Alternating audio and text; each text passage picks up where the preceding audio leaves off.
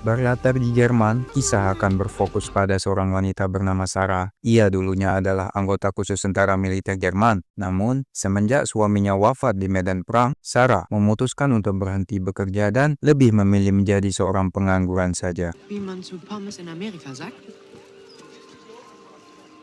Sejak kejadian itu, Sarah menderita sebuah penyakit mental di mana membuat dia lebih gampang marah dan emosian.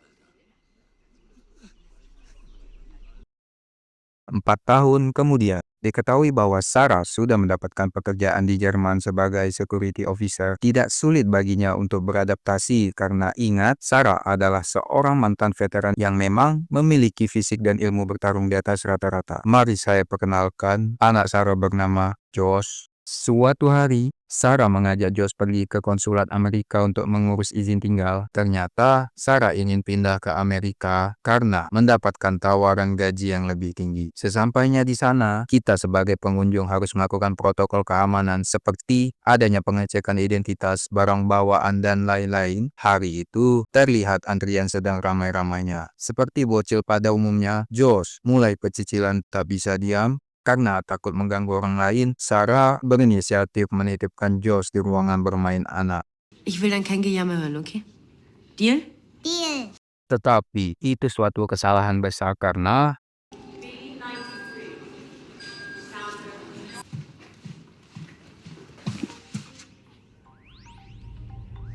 Josh?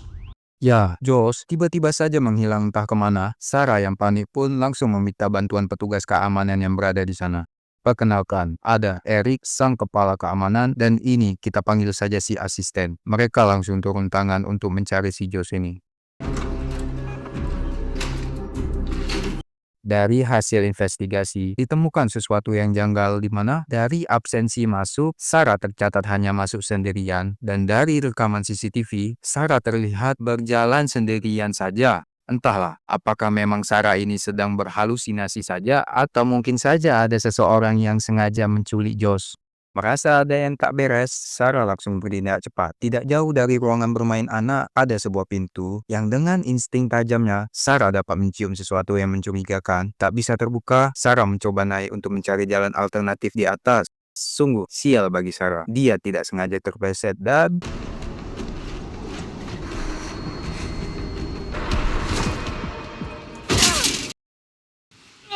untunglah tidak apa-apa. Sarah pun terus melanjutkan pencarian.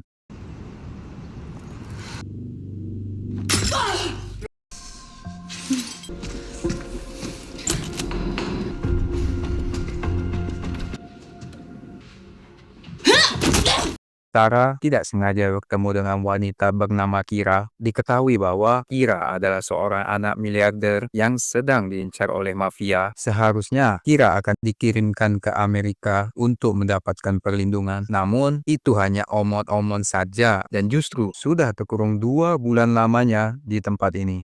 Merasa Kira dapat berguna karena sudah tahu betul dan hafal tempat ini, Sarah mengajak bekerja sama untuk menyelamatkan Josh dan keluar dari tempat ini. Ich bin Sarah übrigens. Dari informasi yang diberikan Kira, ada sebuah gudang. Sarah berasumsi bahwa kemungkinan Josh disembunyikan di sana.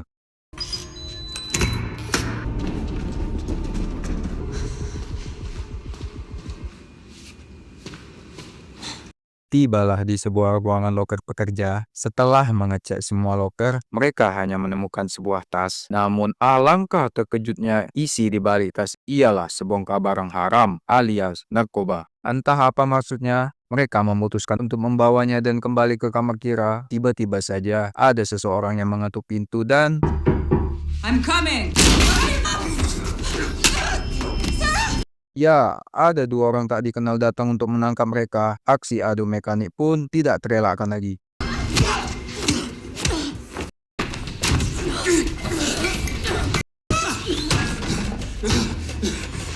Dengan gaya bertarung ala tentara, Sarah mampu membangkang mereka berdua. Merasa tak aman, mereka bergegas pergi dari sana. Namun,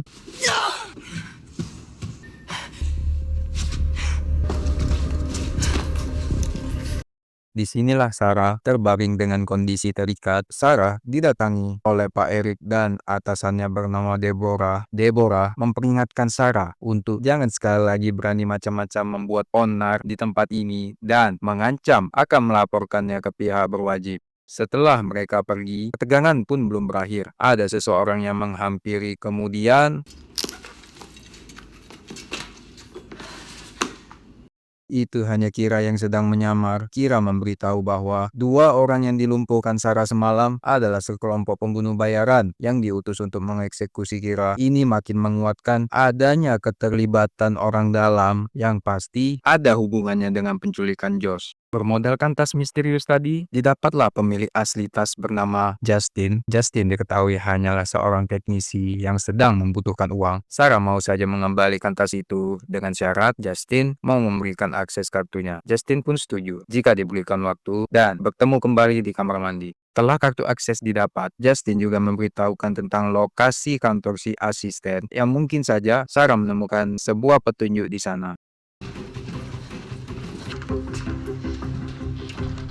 Sesampainya di sana, terkuak sudah sebuah fakta. Pak Erik lah dalang dari semua ini. Mari kita flashback ke masa lalu. Pak Erik adalah seorang tentara Amerika yang bertugas di Afghanistan, sama persis dengan penempatan Sarah waktu itu. Dan yang paling mengejutkannya adalah ditemukan sebuah foto CCTV yang memperlihatkan pertemuan Pak Erik dengan seorang anggota pemberontak.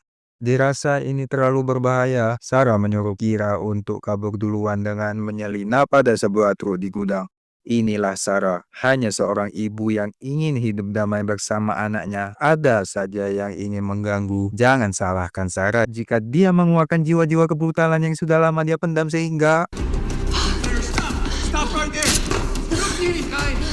Sie sind fest!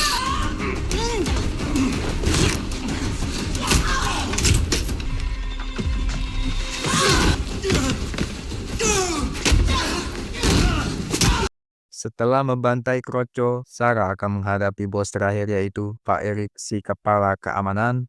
Pak Erik memberikan perlawanan yang sengit sampai hampir menenggelamkan si Sarah. Namun, entah semengerikan apa dulu sosok Sarah ini di medan perang, Sarah dengan sengaja mematahkan tangannya sendiri agar dapat terlepas dari kuncian Pak Erik. Bukan hanya itu, dalam hitungan detik saja, Sarah dapat membalikkan tulang tangannya yang patah kembali ke posisi semula. Wow.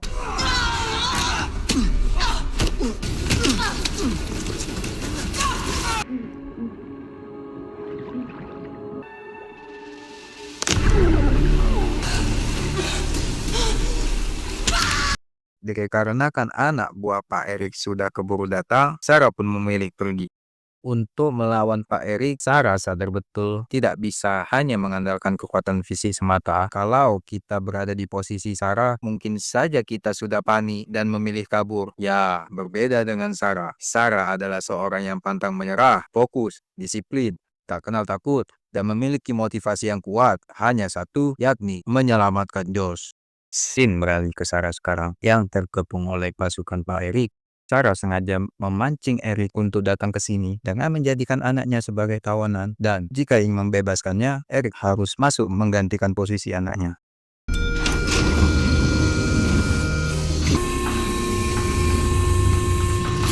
Egal, wie sehr ich Ihnen verspreche, nichts zu sagen. Kita semua tahu bahwa Pak Erik lah dalang dari semua ini. Tapi mengapa sampai segitunya loh? Alasan dibalik semua ini tiada lain tiada bukan hanya cuan semata. Sebenarnya Pak Erik sudah lama ingin menghabisi Sarah karena takut ketahuan atas kejahatannya di masa lalu. Kebetulan ada seorang mafia yang mau membayar tinggi untuk membunuh Kira dengan mengetahui bahwa Sarah memiliki trauma di masa lalu sehingga membuatnya mengidap sebuah penyakit mental. Itu adalah sasaran empuk dan sangat cocok untuk dijadikan sebagai kambing hitam alias pelaku untuk menutupi kasus itu. Tetapi semua rencana sudah gagal total. Tak sampai situ, diperlihatkanlah Erik adalah sosok setan yang sebenarnya. Gimana tidak, dia tiba-tiba saja menembak Sarah hingga tak berdaya. Lalu dengan sengaja menembakkan kakinya sendiri, memberikan pistol itu kepada Sarah dan mengaku bahwa Sarah lah pelakunya.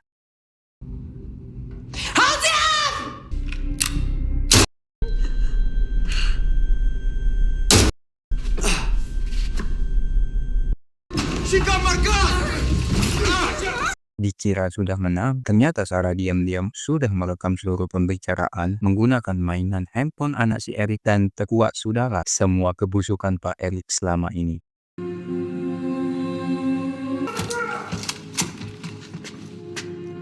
Where's the boy?